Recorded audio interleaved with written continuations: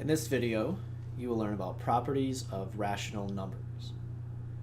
Now, when we say a rational number, we need to make sure that we define our terms. So what is a rational number?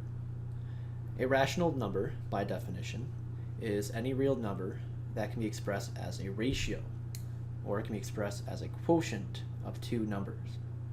In other words, if you can write it as a fraction, it's going to be a rational number. So for example, the number 0 is actually rational because I can write this as 0 over 1 or 0 over 2 or whatever. All of that would be 0. So 0 can be written as a fraction, therefore it is rational. 4 is also rational because I can write this as 4 over 1. So that is rational as well. 4 1/3 is rational because it's a combination of a whole number as well as a rational number or fraction. And I could rearrange this to be 4 times 3 plus 1, or 13 over 3. So we see here it's written as a fraction, it's a ratio, so therefore it's a rational number. If we had 0.23, this is a decimal but can be written as a fraction. This would be 23 hundredths, or 23 over 100. Okay, negative 2/3 would also be rational because we have negative 2 over 3. So we can have 0, we can have a whole number, mixed number, decimal, negative, fractions. We could even have repeating decimals. So this one is 0.3 repeating, or 0.3333, goes on forever. And even though it's repeating and goes on forever, this can be written as a ratio as well. And that's going to be 1 over 3. Right, 1/3 is 0.3 repeating. Alright, so irrational numbers are anything that is not rational. So for example, a square root of 2 is not rational because the square root of 2 is going to be 1.4142, etc. And it keeps going on forever and ever without repeating. So any square root that is not a perfect square would be irrational. Also, we have pi, which is used in geometry, and pi is an irrational number because it's 3.14159 and it keeps going forever and ever without repeating. So pi is also irrational. We have the letter e, which is going to be discussed at a later time, but the letter e is called the natural exponential, which is 2.71828, etc., and it keeps going on forever and ever.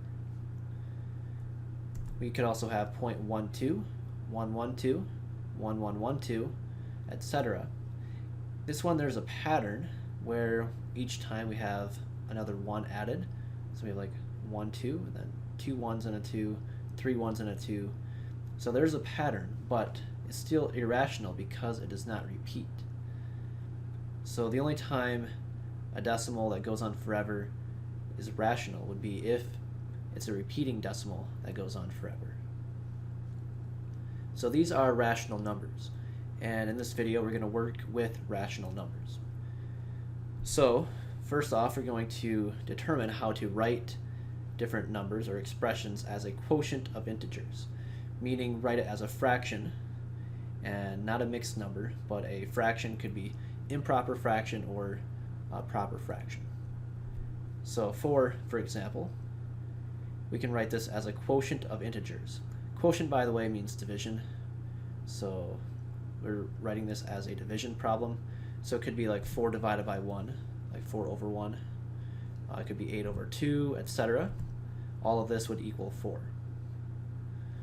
Okay, if you had negative 2 3/4, and you were to write as a quotient of integers, I could write this as an improper fraction, where I can take 2 times 4 plus 3 to get 11. So I take 11 over 4, then make it negative because of the negative sign in the front. So we have changed this mixed number into an improper fraction, where now we have two numbers being divided. So we wrote this as a quotient of integers, or as a ratio.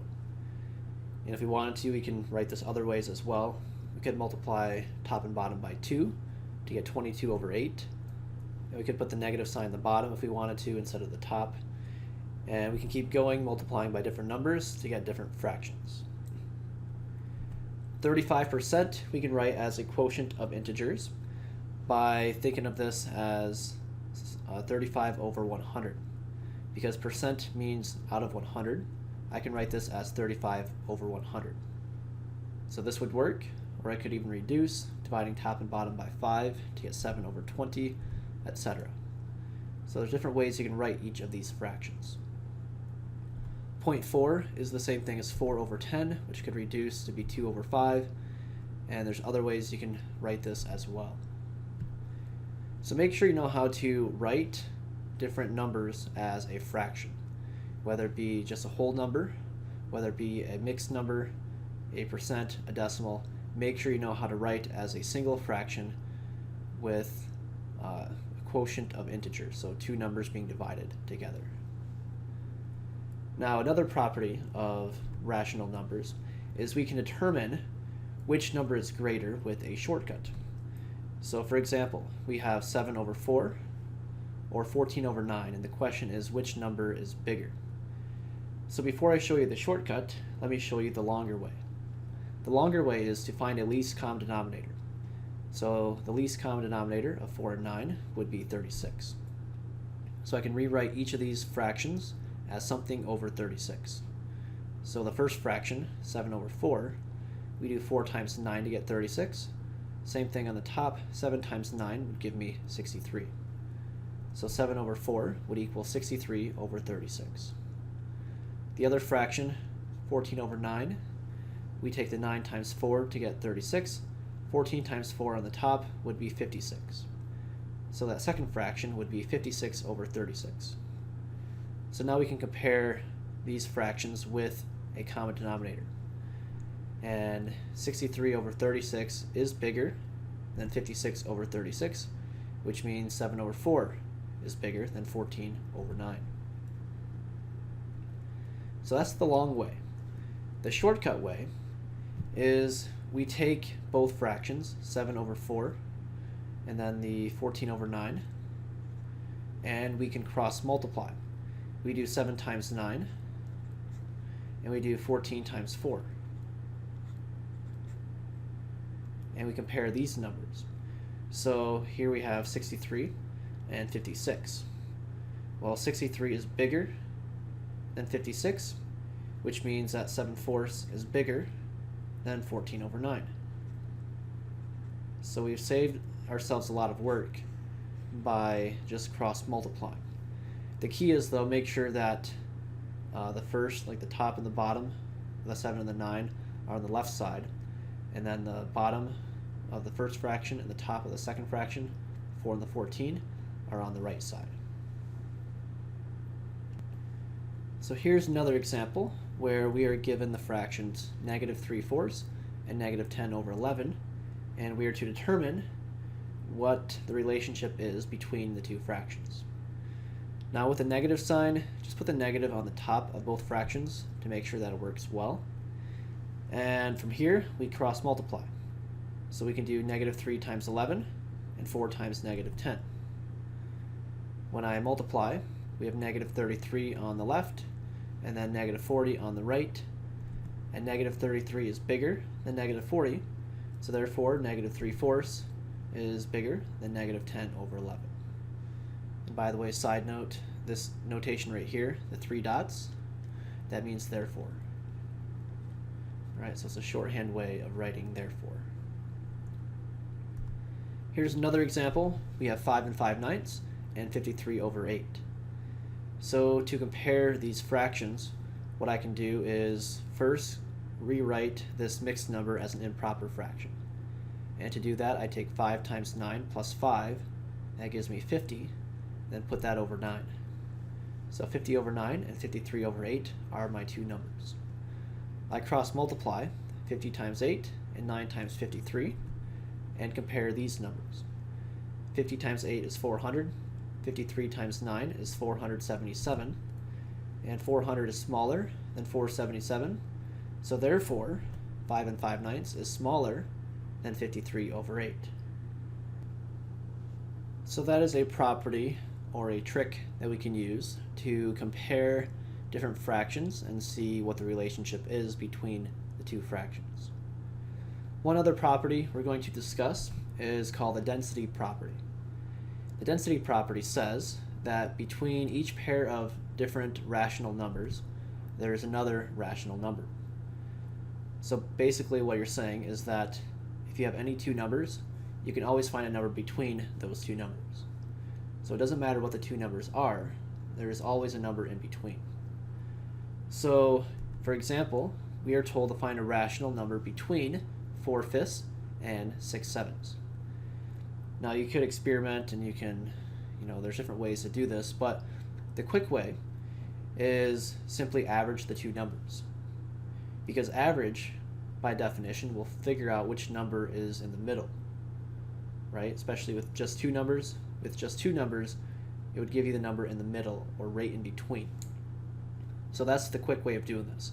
We can simply find the average of 4/5 and 6/7. So to find the average of something, we have to add and divide by 2, right? If there's two numbers, you add and divide by 2.